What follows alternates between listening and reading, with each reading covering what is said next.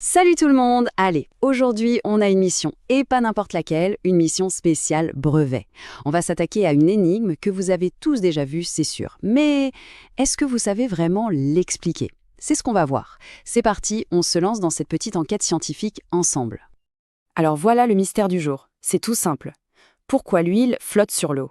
On voit ça tout le temps, que ce soit en faisant la cuisine ou même dans une flaque après la pluie. Bref, c'est hyper courant. Mais la vraie question c'est, quelle science se cache là-dessus? Pourquoi est-ce que ces deux liquides ne veulent absolument pas se mélanger et finissent toujours par se ranger de la même manière? Et vous savez quoi? Ce principe, il est absolument partout, que ce soit dans votre vinaigrette ou même dans une lampe à lave bien colorée. Et oui, c'est exactement la même loi physique qui est en jeu dans les deux cas. Alors tenez-vous prêts, parce qu'on va décortiquer tout ça étape par étape. Ok, pour résoudre cette énigme, on va faire comme dans une enquête policière. On a deux suspects principaux, la masse et le volume. La question, c'est est-ce que l'un des deux, tout seul, peut expliquer pourquoi un truc flotte ou coule? L'enquête est ouverte. Allez, premier interrogatoire. Question simple. Si on prend deux objets qui ont exactement la même taille, qui prennent pile le même espace, est-ce qu'ils pèseront forcément le même poids sur la balance, à votre avis? Eh bien, la réponse, c'est non. Et la preuve, elle est juste sous nos yeux. Regardez, ces deux pommes ont exactement le même volume, mais celle en plâtre est beaucoup plus lourde que celle en cire. Conclusion, notre premier suspect, le volume, est innocenté. Ce n'est pas lui, tout seul, qui décide. Ok, suspect numéro 1, écarté. Passons au deuxième, la masse. On inverse la question. Si on a deux choses qui ont la même masse, est-ce qu'elles prendront forcément la même place, le même volume? C'est la suite logique. On continue notre enquête. Et la réponse, c'est encore non. Regardez bien la balance. On a la même masse de farine et de semoule. Mais on voit très clairement que la farine prend beaucoup plus de place, donc la masse toute seule, ça ne marche pas non plus. Bon, alors comment on fait? Pas de panique. Quand nos deux suspects, la masse et le volume, ne suffisent pas à eux seuls, il y a un super-héros de la physique qui débarque à la rescousse. La masse volumique. C'est le concept qui va faire le lien entre les deux et qui va nous permettre de résoudre enfin cette affaire. Alors, la masse volumique, qu'est-ce que c'est? En fait, c'est un peu comme la carte d'identité d'un matériau. Ça nous dit tout simplement combien pèse un tout petit cube d'un 1 cm sur 1 cm de cette matière. Et plus ce chiffre est grand, plus on dit que le matériau est dense. Voilà, c'est aussi simple que ça. Et pour la calculer, on a une formule magique, l'outil indispensable du scientifique. La masse volumique, qu'on note avec la lettre grecque ρ, ce petit p impostylisé, eh bien, elle est égale à la masse m divisée par le volume v.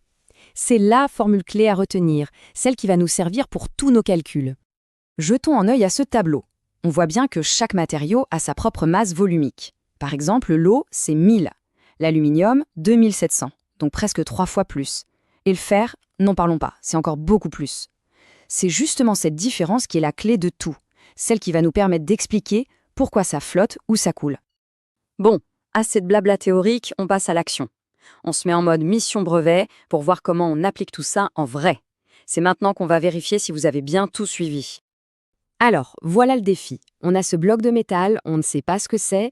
Notre mission, calculer sa masse volumique, sa fameuse carte d'identité, pour pouvoir prédire s'il va couler ou flotter une fois dans l'eau. Allez, on se concentre, c'est un grand classique des exercices de brevet, ça. Pour réussir ce genre de mission, il n'y a pas de secret, il faut une méthode. Pensez-y comme une recette de cuisine scientifique. Il y a 4 étapes. C'est simple, c'est logique. Et si on les suit bien, on ne peut pas se tromper. Mémorisez bien cette méthode, elle vous sauvera la mise plus d'une fois. C'est parti, on applique la méthode. Étape 1, on mesure la masse, la balance nous dit 27 grammes. C'est noté. Étape 2, le volume. Là, on utilise la technique du déplacement d'eau. On plonge le bloc dans l'éprouvette et on regarde de combien le niveau monte. Il passe de 50 à 60 ml. Le volume du bloc, c'est donc la différence, soit 10 ml. Parfait, on a nos deux chiffres. Étape 3, le calcul.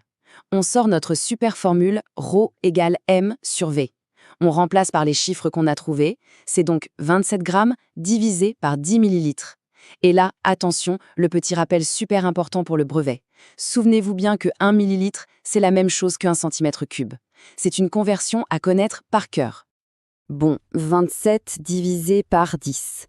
Pas besoin d'une calculatrice pour ça, ça fait 2,7. Et voilà, la masse volumique de notre bloc de métal mystère est de 2,7 grammes par centimètre cube.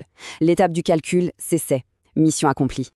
Allez, dernière étape, la numéro 4, la conclusion. On compare notre résultat à la masse volumique de l'eau. On sait que l'eau, c'est à peu près 1 gramme par centimètre cube. Notre bloc, lui, est à 2,7. Alors 2,7, c'est plus grand que 1, non? Ça veut dire que notre objet est plus dense que l'eau. Le verdict tombe, il va couler. Et voilà, c'est aussi simple que ça. Bravo. Ok, maintenant que vous êtes des pros du calcul de la masse volumique, on va prendre un peu de hauteur. On va voir que ce concept ne sert pas qu'à faire des exercices en classe, mais qu'il explique des phénomènes immenses à l'échelle de la planète entière. Et oui, regardez ça. Ce même principe, il est au cœur du climat de notre planète. Les immenses courants océaniques qui parcourent le globe sont en fait créés par des différences de masse volumique. L'eau qui est très froide ou très salée, elle est plus dense, donc elle plonge vers les fonds. À l'inverse, l'eau plus chaude, moins dense, remonte à la surface. Et ce gigantesque balai, ce mouvement sans fin, c'est ni plus ni moins que le moteur de la météo et du climat mondial. Incroyable, non? Allez, c'est la dernière ligne droite. Pour être absolument certain que tout est bien en place dans votre tête pour le jour du brevet, voilà la fiche de révision express. C'est le concentré, la crème de ce qu'il faut savoir. Voilà, ça c'est la diapo à photographier avec vos yeux, à graver dans votre mémoire. La formule, ρ égale m sur v, les unités, des kilogrammes par mètre cube ou des grammes par centimètre cube. Le chiffre magique à connaître pour l'eau, environ 1 gramme par centimètre cube. Et enfin, la règle d'or, si c'est plus dense que l'eau, ça coule. Si c'est moins dense, ça flotte.